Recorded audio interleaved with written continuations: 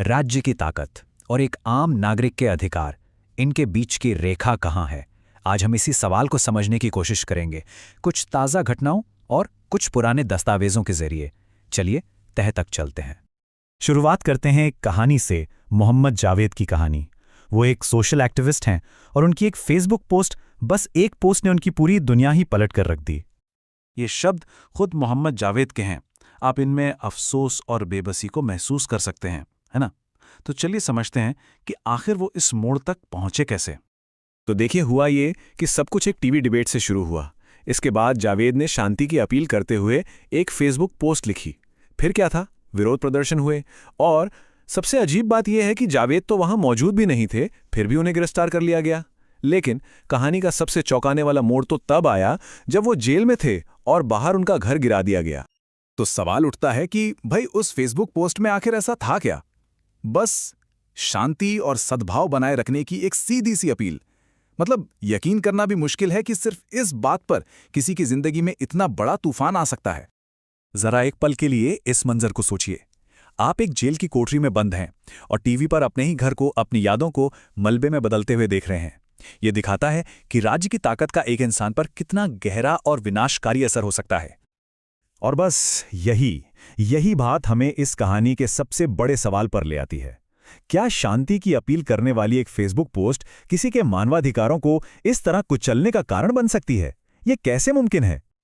देखिए, जावेद की कहानी वाकई दिल तोड़ने वाली है, लेकिन यह समझने के लिए कि ऐसा कुछ हो कैसे सकता है, हमें अपनी भावनाओं से हटकर कानून की उस दुनिया में झांकना होगा जो बिल्कुल ब्लैक एंड व्हाइट होती है।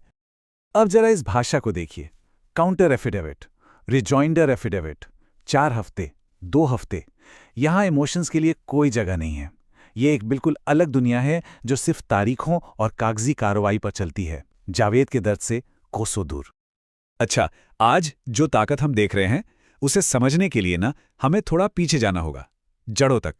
तो चलिए एक टाइम मशीन में बैठते हैं और सीधे चलते हैं 75 साल पीछे।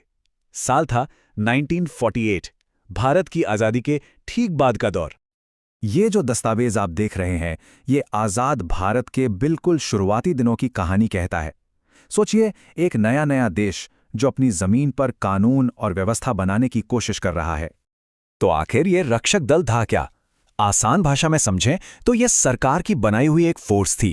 काम शांति बनाए रखना और लोगों की जान माल की रक्षा करना। ये जो उद्देश्य आप देख रहे हैं, ये सिर्फ शब्द नहीं है, ये उस समय की सोच को दिखाते हैं। देखिए, हर बात में व्यवस्था, नियंत्रण और अनुशासन पर कितना जोर दिया जा रहा है। और हाँ, ये सिर्फ कोई हवाई आइडिया नहीं था, ये एक पूरी मशीनरी थी, एक पूरा सिस्टम। देखिए, भर्ती के लिए अपने फॉर्म थे, नौकरी छोड़ने के लिए अपने सर्टिफिकेट। ये दिखाता है कि सरकार कैसे काम करती है, बिल्कुल व्यवस्थित, फॉर्मल और हर चीज कागज पर। अब आप सोच रहे होंगे कि 1948 के इस पुराने कानून का आज मोहम्मद जावेद से क्या लेना देना है ना? जो कनेक्शन है वो आपको शायद थोड़ा हैरान कर दे। देखिए, यहां पर एक दिलचस्प चीज है। शब्द बदल जाते हैं पर शायद सोच वही रहती है। 1948 में वजह थी सार्वजनिक शांति, आज हम सुनते हैं राष्ट्रीय सुरक्षा। लेकिन दोनों के पीछे एक ही बात है, पब्लिक ऑर्डर के नाम पर राज्य की ताकत का इस्तेमाल। और ये पैटर्न सिर्फ एक कहानी तक ही नहीं रुका है। चलिए अब प्रयागराज से हजारों किलोमीटर दूर चलते हैं, लद्दाख, जहां एक और कहानी हमारा इंतजार कर रही है। सोनम वांगचुक, नाम तो सुना ही होगा। एक जबरदस्त इनोवेटर जिन्हें कई लोग अपना हीरो मानते हैं। लेकिन जब उन्होंने पर्यावरण को बचाने के लिए आवाज उठाई तो उन पर इल्जाम लगा देश की सुरक्षा को खतरे में डालने का।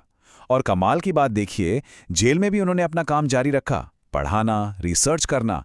ये उनके जज्बे को दिखाता है। और यहीं पर एक बहुत बड़ा विरोधाभास, एक कॉन्ट्राडिक्शन सामने आता है। एक सच्चा देशभक्त, एक इनोवेटर, उसे अपराधी की तरह कैसे पेश किया जा सकता है?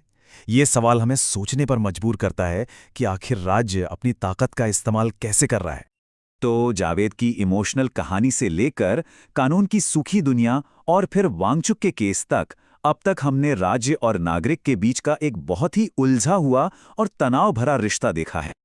तो आखिर कानून है क्या चीज? क्या ये व्यवस्था बनाए रखने का एक जरिया है, जैसा कि 1948 का एक्ट कहता है, या ये बस एक प्रक्रिया है, जैसा कि कोर्ट के ऑर्डर में दिखता है, या फिर ये असहमति को चिप कराने का एक हथियार भी हो सकता है? जैसा कि हमने देखा, जवाब इस बात पर निर्भर करता है कि आप किससे पूछ रहे हैं। और देखिए, इन सब बातों के बीच हमें ये नहीं भूलना चाहिए कि एक गणतंत्र का मतलब क्या होता है। जनता का तंत्र मतलब एक ऐसा सिस्टम जिसमें असली मालिक जनता हो। लेकिन जो कहानियां हमने अभी देखीं, क्या वो इस बड़ी सोच से मेल खाती हैं? और बस यहीं पर हम एक बहुत ही जरूरी और शायद थोड़े असहज करने वाले सवाल पर आकर रुक जाते हैं। जब राज्य और नागरिक के बीच की ये लकीर धुंधली पड़ने लगे, तो फिर ये काहे का गणतंत्र है? इस सवाल का जवाब हम सबको मिलकर खोजना होगा।